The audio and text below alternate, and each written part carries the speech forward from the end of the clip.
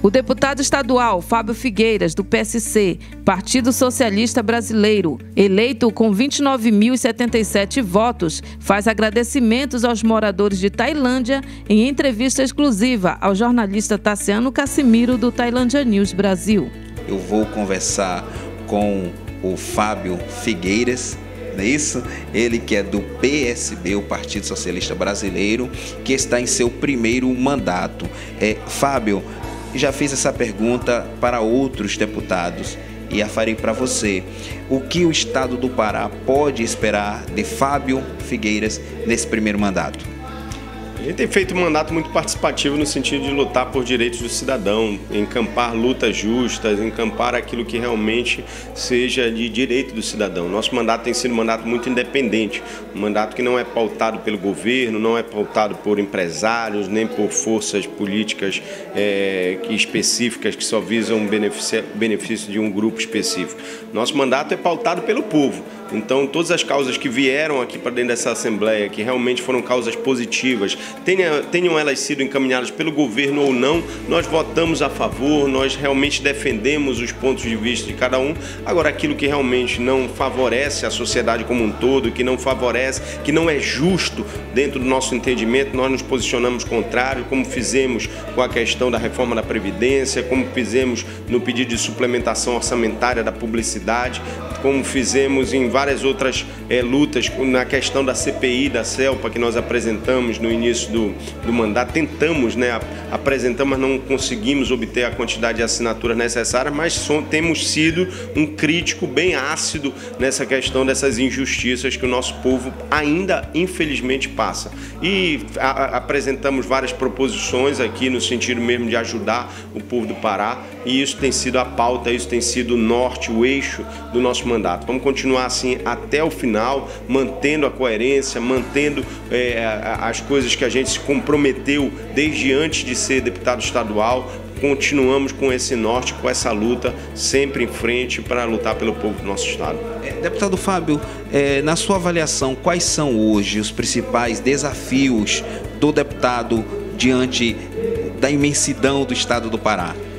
O nosso estado é um estado muito injustiçado pela federação. Eu acho que isso daqui parece que a gente vem chovendo no molhado. São coisas que a gente fala há algum tempo, há bastante tempo. Aqui dentro do nosso estado, para você conseguir regularizar uma terra, aquele colono que está lá no interior querendo se desenvolver, não consegue sequer o título da terra, por vários entraves que são colocados por todas as esferas de poder, seja municipal, seja estadual, seja federal.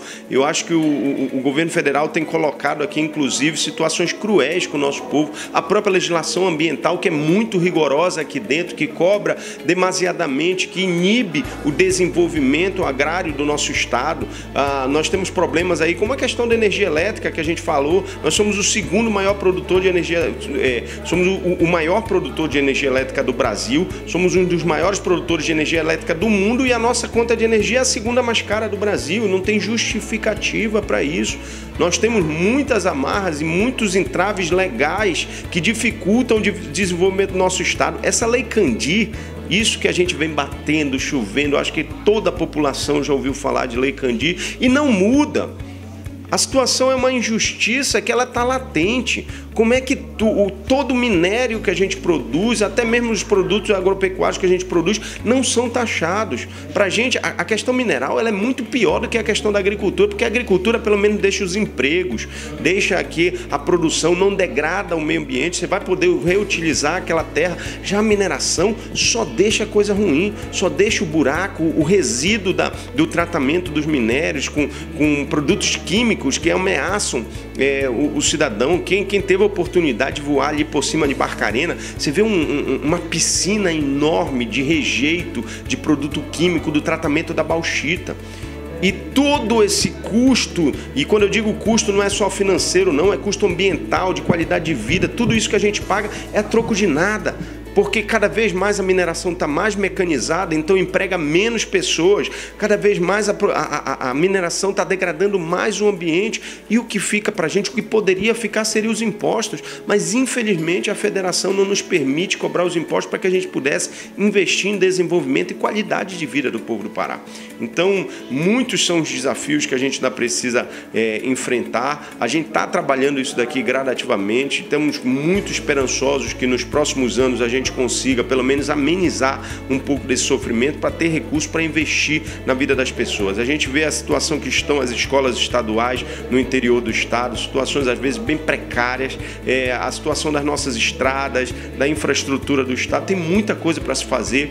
Para o governo poder trabalhar, ele precisa de recursos, não dá para investir o que não tem. Precisamos também fiscalizar, cobrar que esses recursos que entrarem ou que já existam sejam aplicados de forma correta. Só assim a gente vai poder conseguir melhorar a vida daquele cidadão mais humilde que está lá, precisando do Estado, precisando da presença do governo, precisando não só da cobrança, porque muitas das vezes o Estado só chega a esse pequeno para cobrar, para dizer que ele está errado, levando mandado de prisão de alguma situação, mas nunca foi lá para oferecer uma escola boa para o filho, para oferecer um bom posto de saúde, para oferecer um atendimento de um CRAS ou num SUAS, no Sistema Único de Assistência Social. Então, muita coisa tem a se fazer. Vamos avançar para a gente tentar melhorar esse nosso Parazão. Para a gente concluir, a moçada paraense, né, em grande número, está desempregada.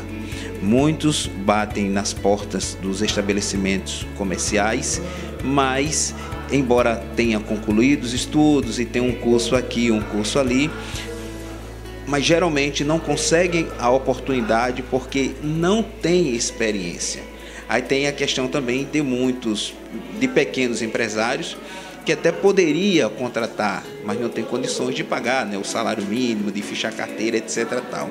Em outras palavras, a questão do desemprego tem inúmeras implicações. Aí, como é que o senhor avalia o desemprego hoje no estado do Pará e o que poderia ser feito para, principalmente, claro, não esquecendo daqueles que têm mais idade, que também precisam trabalhar, mas principalmente dessa geração que está aí desempregada e luta em busca de uma oportunidade e não consegue? Eu gosto muito de discutir esse tema do desemprego porque é um tema que está atingindo a todos nós. Não é um tema muito simples, é uma coisa muito complexa e que ela não atinge só o estado do Pará. Ela é uma questão global, não diria, ela existe algumas implicações globais que eu vou já falar sobre isso, mas existe também a questão da implicação econômica. 2 fatores têm contribuído muito para o desemprego e não são fatores regionais.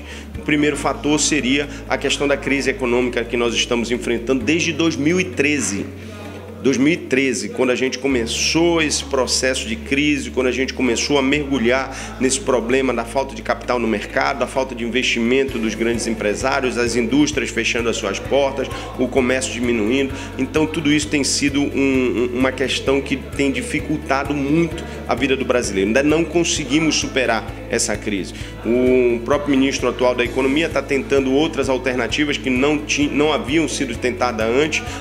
Nós, os brasileiros, elegeram um governo com um modelo liberal econômico que já surte algum efeito, que já começou a melhorar um pouco, mas estamos longe de diminuir aqueles 13 milhões, de chegarmos num número aceitável. Até chegamos a bater 14 milhões de brasileiros desempregados. Estamos diminuindo devagar esses números. Somado a esse problema econômico que a gente vive, que o Brasil vive, e esse problema econômico não tem como um governo estadual resolver, precisa haver uma situação nacional que depende muito mais de uma ação da União, do governo federal, para que isso seja resolvido. E eu acredito que essas ações já estão sendo tomadas e está sendo recuperada a economia, lentamente, mas está sendo recuperada. Existe um outro problema que não estão discutindo, mas que é um problema que está sendo, que ele está acontecendo aos olhos de todos, que é o avanço da tecnologia. Quanto mais a tecnologia vem avançando, mais desemprego vem causando. Quando você vai hoje nos shoppings, você passeia hoje o novo modelo comercial, né? Antigamente era aquele comércio que a gente chamava, que era a zona comercial, de ruas, tudo. Hoje já mudou, agora são os shoppings. Por quê? Porque as pessoas se sentem mais seguras dentro dos shoppings, as pessoas ficam mais à vontade ali, é menos desagradável, tem ar-condicionado para todo lugar. Migrou para essa questão do shopping. Mas se você andar aqui na capital de Belém, nos shoppings da cidade, você vai ver uma quantidade enorme de lojas fechadas. Isso se dá pelo problema econômico e também pelo avanço da tecnologia. Hoje qualquer pessoa pode comprar qualquer coisa pela internet. Você entra na internet, tirou ali, chegou na sua casa.